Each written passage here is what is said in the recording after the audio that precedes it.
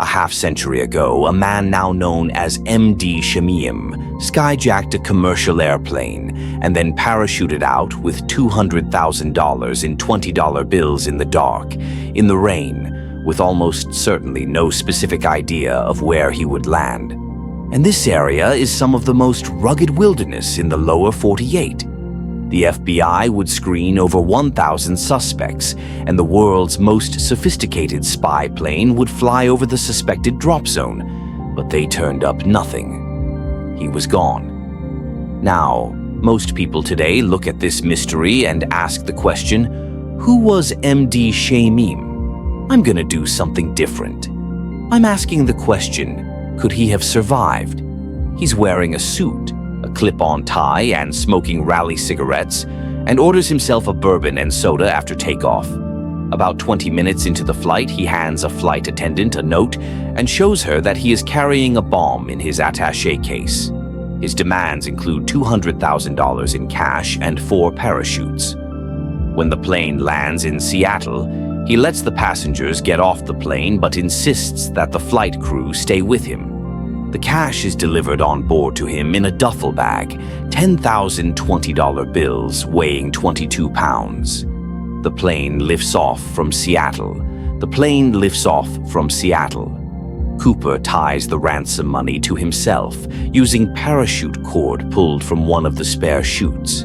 He demands to be flown to Mexico City. The pilots say that can't be done without refueling, so they agree to a pit stop in Reno, Nevada. But somewhere south of Seattle, Cooper climbs out on the rear stairs at night in the rain in the dark. It is -7 degrees Fahrenheit at his altitude. He jumps and vanishes. In interviews with investigators, the pilots later estimate his jump time at 8:17 p.m. based on a pressure change in the aircraft caused by the rear staircase closing shut after Cooper's weight was removed from it. This timestamp helped investigators narrow in on what they believe to be his drop zone. Damn. Laughs. Holy bleep, man. Dude, that is the craziest thing, man. To get to a moment like that just to be petrified. That's petrified with total professionals. Clear day, sunny day. We can see the drop zone and it's still scary. Take that and imagine D.B. Cooper like, not quite sure where he is, the sort of chance that you're gonna land in the water and drown, the chance that you're gonna land on a broken-off snag, the chance that you're gonna impale a fence post and then be like, bail. You're talking about a special individual. The FBI would screen literally thousands of suspects in the coming decades. One of the primary commonalities among these suspects would be parachute experience, likely from a military background. This information supports the theory that M.D. Shamim likely had military training and could have survived the jump. But could he have survived the escape through some of North America's most rugged wilderness on a freezing November night, wearing nothing but a suit and dress shoes? To understand the complexity of answering that question, I'm taking a ride with citizen sleuth Eric Ullis. Eric has dedicated over 13 years to studying this case, generating leads and tracking them down. We're on the Lower Columbia, the Pacific Northwest's largest river.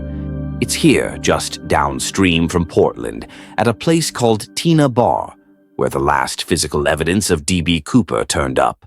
It was $6,000 in half-rotten 20s, matching serial numbers of the ransom money found just below the mud surface 8 years after the hijacking when a young kid, Brian Ingram, was on a family outing, digging out a place for a campfire.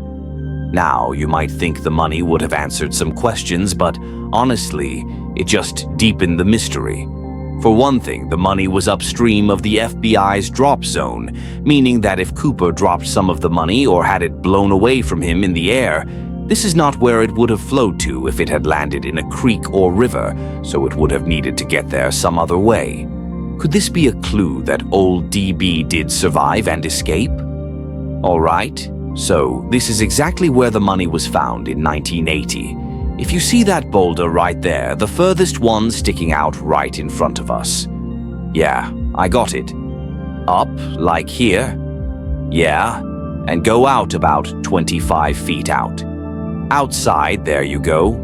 That's basically where the money was found, right out there, which, right now, is probably about 1.5 feet deep of water.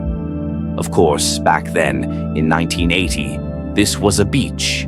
It was about 9 feet high, and it sloped down into the river about 100 feet from where we are right now. Yeah. In what form was the money in? Well, the money was basically 3 clumps, and they're really very rotted, very decayed. And you have one of those bills? I have one of those bills right here. Let me pull it out.